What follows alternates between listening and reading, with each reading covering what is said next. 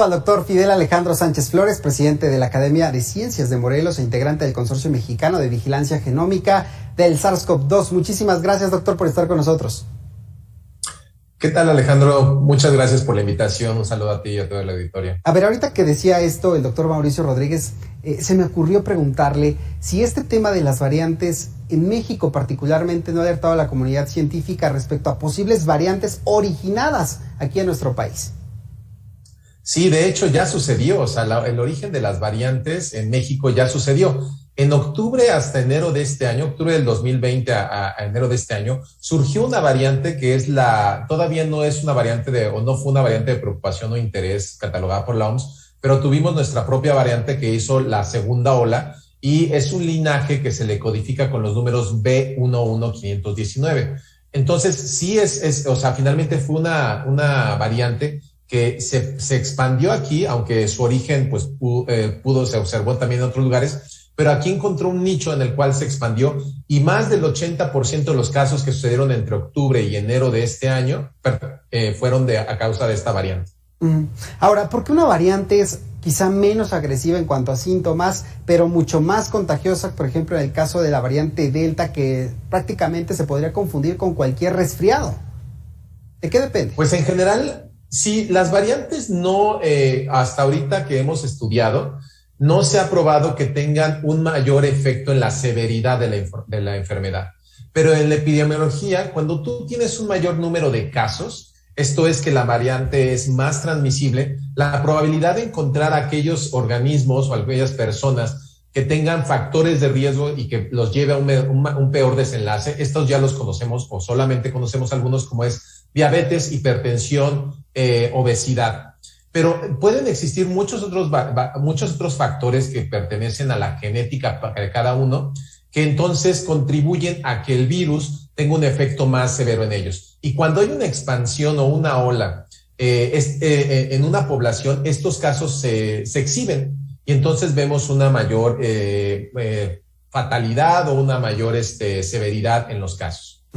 Ahora, hay mucha preocupación también porque dicen, bueno, a lo mejor yo me infecté con esta variante Delta sin saberlo. Y hemos hablado en muchos casos de los efectos post-COVID-19, que en algunas personas son problemas en los pulmones, dificultad para respirar, o que se les va el gusto, el olfato. En el caso de las variantes, estamos hablando de que generan también estos efectos a largo plazo del COVID-19, aunque ya no seamos contagiosos. Pues desgraciadamente ahorita no hemos tenido el tiempo para estudiarlo, finalmente lo sabemos para las otras variantes, pero es muy posible que sigan haciendo el mismo efecto de post-COVID, que le llaman, que cualquier otro virus, porque eso ya es la secuela que deja después de haber sometido a un cuerpo a una infección. Y parte de estos efectos post-COVID son debido a los procesos inflamatorios y la respuesta que hay contra el virus. Y aunque a veces se elimina el virus, muchas veces esta respuesta se queda desregulada y es lo que causa los daños a largo plazo. Uh-huh. Vamos ahora con el tema de las vacunas, doctor, porque mañana aquí en la Ciudad de México van a comenzar la aplicación de vacunas para personas de 18 a 29 años de edad. En prácticamente de estas 5 alcaldías en las que se va a aplicar vacunas, se va a poner la vacuna Sputnik V, que es esta vacuna rusa. Nos preguntan a través de redes sociales, si me vacuné con Sputnik V, aunque me contagie de COVID-19, ¿ya no contagio a otras personas? ¿Esto es cierto? No, la vacuna sí ofrece una protección que no es esterilizante. ¿Qué quiero decir con esto? Nos protege en cierto grado, que se ha visto que con las variantes ha reducido esta eficacia para cortar la transmisión, pero también no se corta la transmisión porque no hemos vacunado al 87% de la población en México con un esquema completo.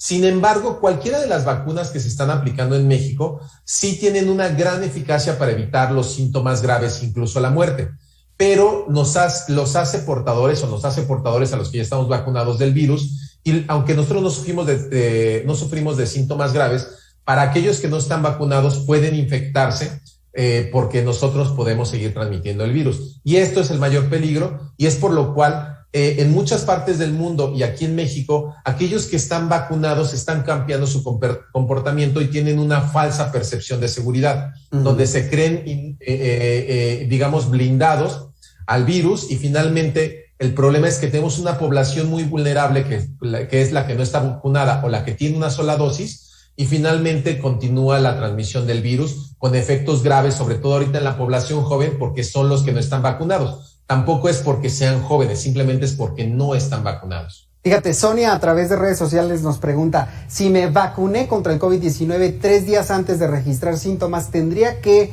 de alguna forma reiniciar el esquema completo de vacunación, aunque ya me hayan puesto una sola dosis?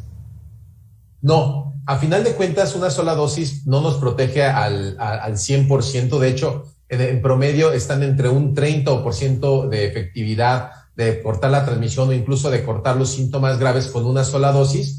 Pero finalmente, si sucede una infección en el tiempo donde apenas se está generando la respuesta inmune, que varía entre 2 y hasta 12 semanas, dependiendo la vacuna, es cuando puede perder esta eficacia y finalmente el cuerpo posiblemente tenga que lidiar con el virus como si no le hubieran puesto la vacuna, porque no le damos oportunidad de que se genere la respuesta inmune. Entonces, dependiendo de la vacuna, vamos a tomar el límite más amplio, que sería, por ejemplo, el de AstraZeneca, que son 12 semanas, y finalmente estaríamos hablando de que debemos de cuidarnos al máximo por 3 meses. En esos 3 meses para darle oportunidad a nuestro organismo tanto de generar una respuesta inmune como de recibir la segunda dosis. Y una vez que se recibe esta segunda dosis, ya después de 2 semanas o 21 días se llega al porcentaje máximo de protección que tiene cada vacuna. Mira, hay muchas preguntas sobre las vacunas, gente que se vacunó en Estados Unidos y dice, si me vacuné en Estados Unidos con una sola dosis y en México ya me toca ponerme la vacuna,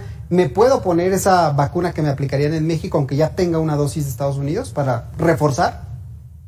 Habría que ver qué tipo de vacuna fue. Por ejemplo, en el caso de la vacuna de Pfizer, de AstraZeneca, de Sputnik, pero me parece que Sputnik no la están aplicando en Estados Unidos, pero lo que es Pfizer y AstraZeneca, que involucran 2 dosis, sí, ya me puse una en Estados Unidos. Lo más seguro es que pueda asistir aquí a los centros de vacunación y se registre como una primera dosis, aunque ya sea la segunda. La ventaja es que tanto Pfizer como AstraZeneca, la segunda dosis es exactamente la misma que la primera. Entonces, solamente hay que vigilar que sea en un tiempo pertinente. Y lo que sí no debe hacer la gente es mezclar vacunas. Hasta ahorita, la única mezcla que se ha probado es AstraZeneca con Pfizer, pero de todas maneras, la gente no debe de tomar estas decisiones porque sería como autorrecetarse. Y esto sabemos que tiene consecuencias en las cuales no toda la gente tiene el conocimiento suficiente para evaluar los riesgos que esto implica.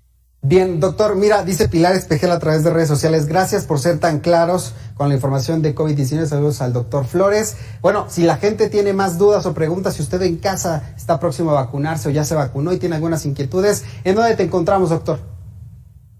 Pues miren, me pueden encontrar en redes sociales, los que tengan Twitter, en la @arroboso, y finalmente es donde respondo más rápido. Y quisiera dejarle un mensaje a la gente que finalmente lo que ha pasado con lo que comentaban en la entrevista al doctor Mauricio Rodríguez, que finalmente no bajen la guardia, porque una de las cosas es que a pesar de que las variantes tienen un componente de que son más transmisibles, sí, el virus lo transmitimos nosotros. O sea, el virus no muta en el aire, no muta en las superficies, no muta en ningún lugar más que en el cuerpo de alguien. Bien. Y si nosotros continuamos con esta transmisión por tener comportamientos que hacen que tomemos situaciones de riesgo, esto es como lo decían en el noticiero anteriormente, que nos arriesgamos en espacios cerrados, mal ventilados, muy concurridos, esto es una garantía prácticamente para infectarnos, sobre todo con la alta incidencia de la nueva variante Delta que está en el país. Y finalmente, piensen en las vacunas de 2 maneras. Como un salvavidas en el cual si yo me estoy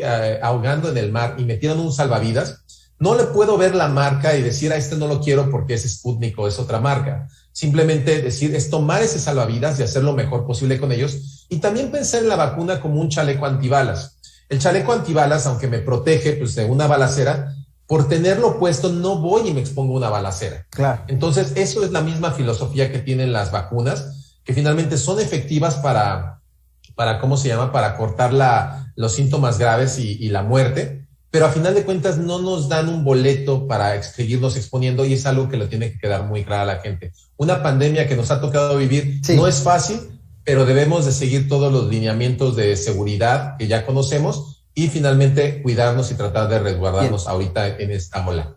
Doctor, como siempre, te agradecemos mucho estos minutos aquí en Mega Noticias. Ya sabe que puede recuperar estas conversaciones en redes sociales. Hasta luego. Hasta luego, muchas gracias.